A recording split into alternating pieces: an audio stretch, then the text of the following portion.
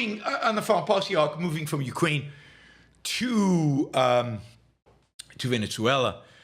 As we've talked about, the United States has a sizable military force in the Caribbean Sea. Indeed, the largest military force the United States has had in the Caribbeans since the Cuban Missile Crisis.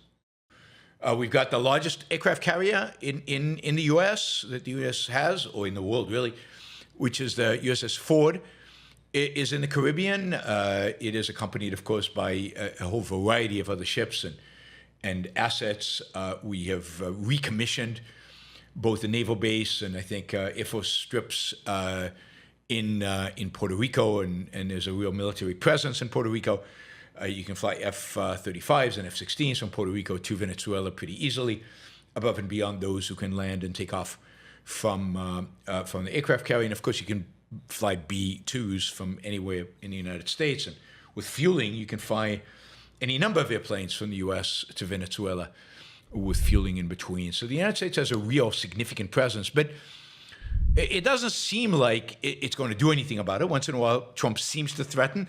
He kind of indicated maybe he was closing Venezuela's airspace a few days ago, and then nothing really happened, so it wasn't really closed. It's not clear what happened there. But he seems to go in and out of, we're going to go in there and crush them, or, maybe we're not, maybe we'll cut a deal. Let me talk to Maduro. Maybe Maduro can leave. And again, there are two elements, it seems, within the Trump administration pushing for two different approaches to Venezuela. One approach is Trump's approach, which I think is backed up by a guy named Richard Grenell, who is a long time being associated with Trump and has been Trump's guy vis-a-vis Venezuela since Trump's first administration. And Trump and Grenell's approach is make a deal. Let's make a deal. Let's make a deal. And the essential there is we want access, and it's not clear we here, is it the Trump family? I'm kidding. But it's the United States, U.S. oil companies, U.S. companies, and maybe the Trump family. We want access to the vast resources that Venezuela has. Remember, Venezuela is sitting on the largest oil reserve in the world. It's bigger than Saudi Arabia. It's bigger than what the U.S. has.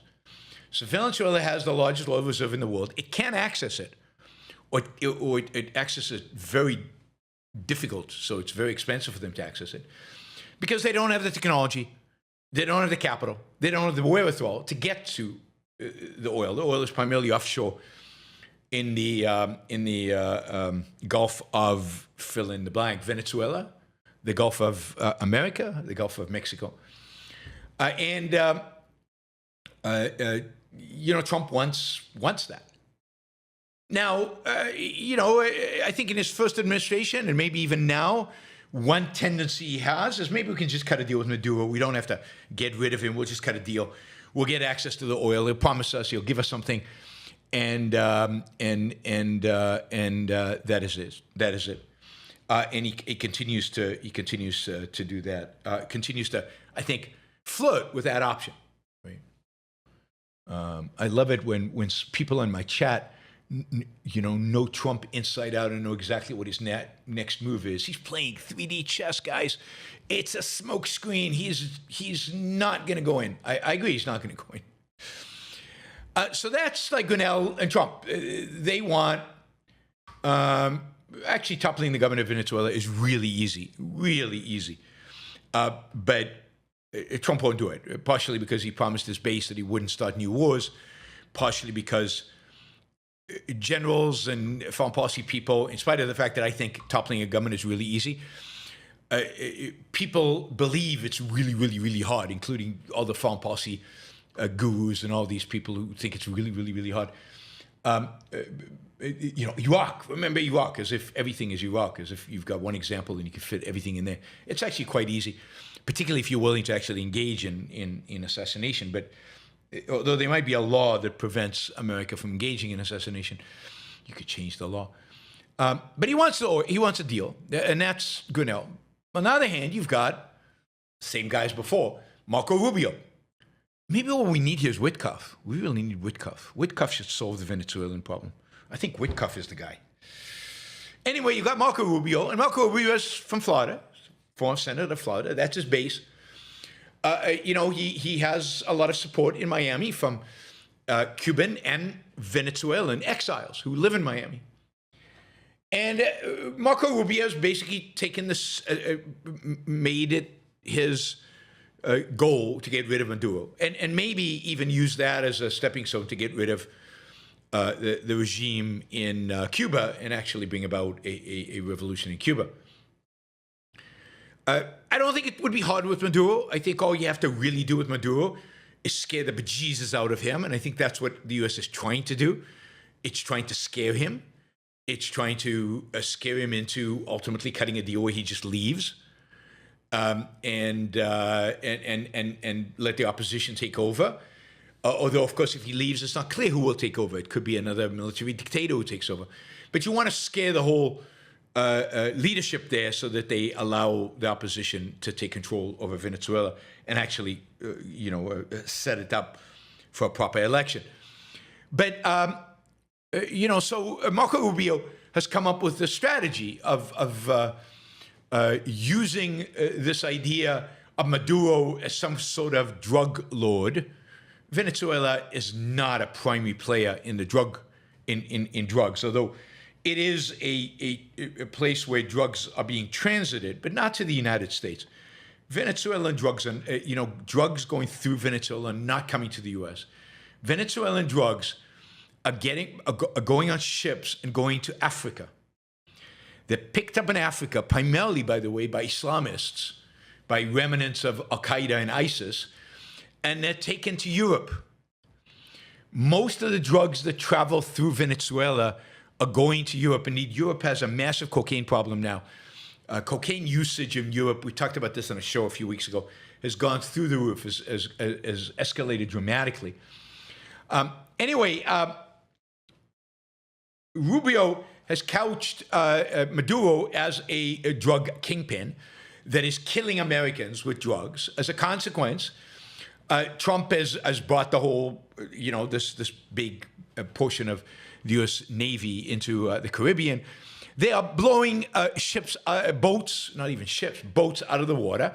So far, they've killed 65 people in 16 attacks with exactly zero presented evidence in terms of who they are. But even if they're drug lords, even if they're smuggling drugs, they're not smuggling them to the U.S.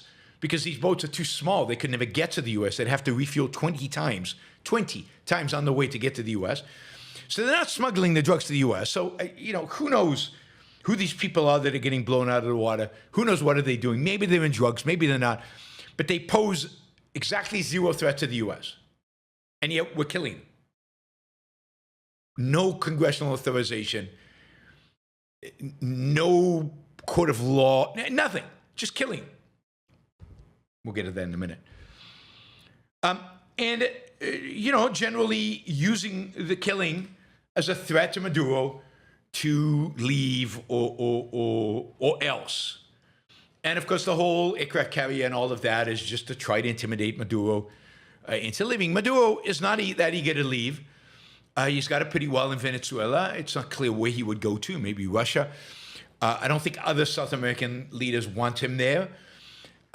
It's also not clear who is, who comes after Maduro, and if he leaves, what happens, and whether Venezuela becomes just a mayhem.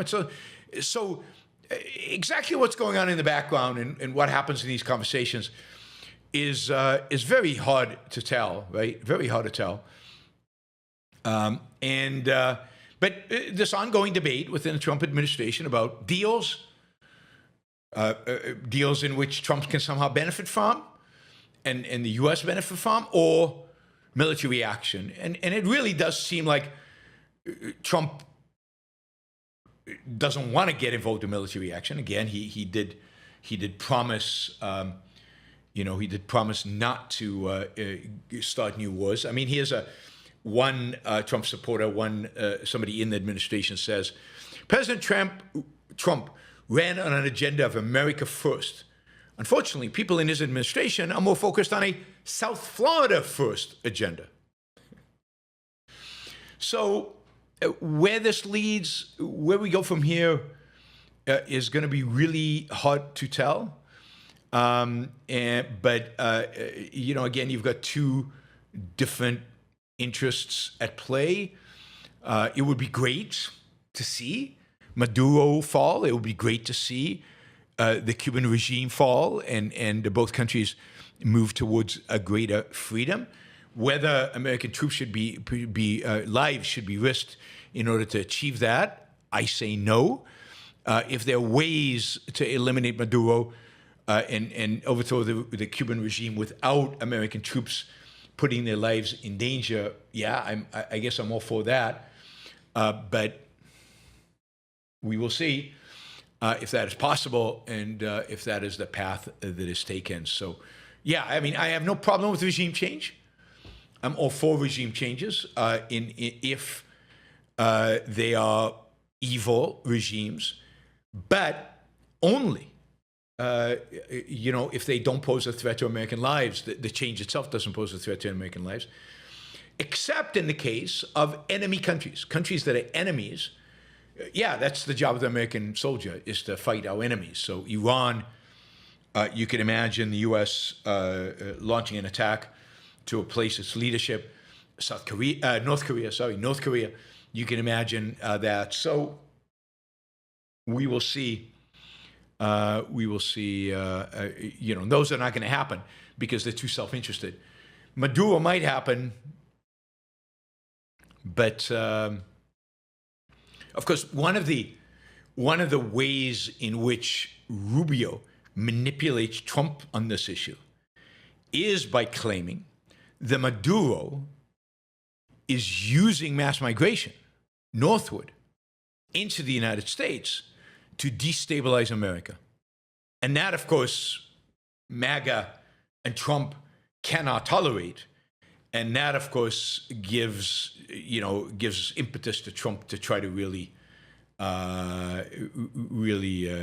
get rid of Maduro. So if you can link Maduro to illegal immigration, the number one enemy of Americans, according to Trump, then maybe military action will be justified. Also relating to what is going on in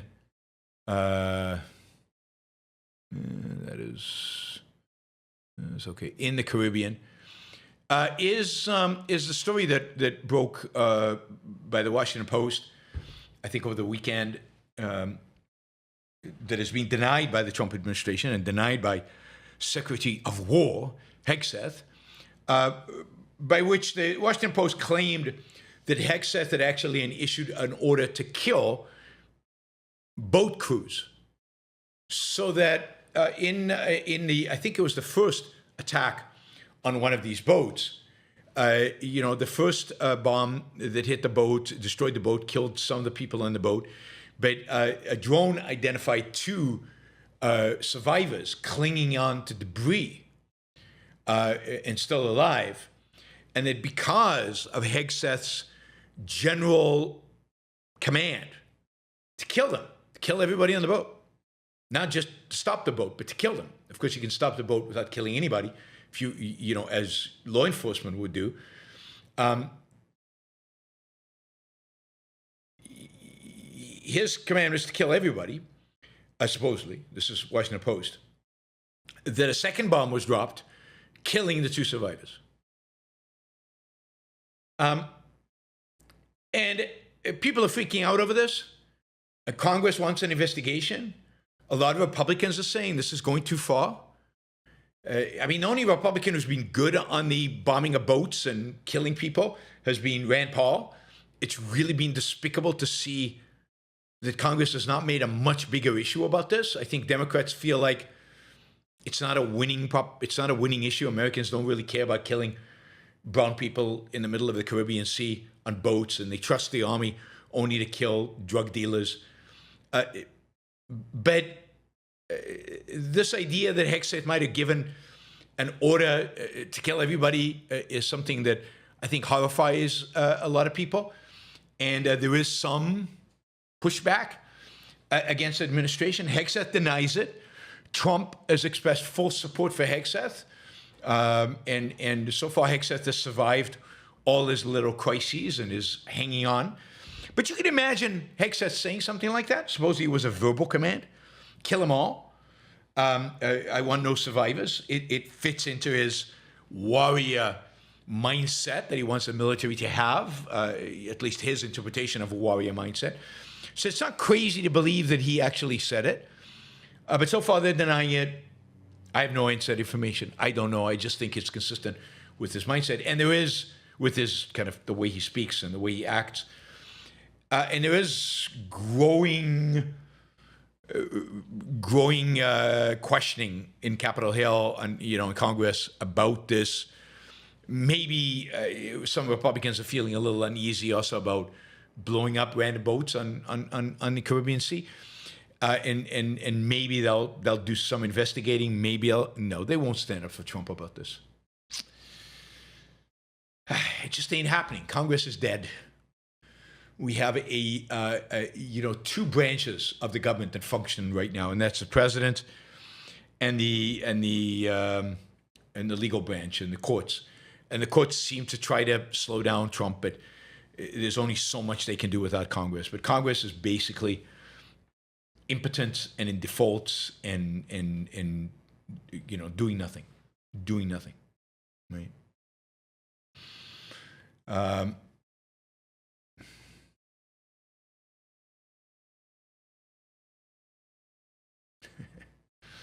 Philosophical Detective says, the more I analyze the issue, the more it becomes clear that legalizing drugs would eliminate most of the associated problems. Yeah, absolutely. I mean, it would revolutionize. And we're not talking about decriminalizing. We're not talking about tolerating. I'm talking about legalizing. Absolutely. That is the strategy would completely change the dynamics of Latin America, would change dynamics inside Mexico, and it would completely eviscerate the cartels and the various organized crime organizations dedicated to the drug trade, and it would reduce crime in the United States dramatically.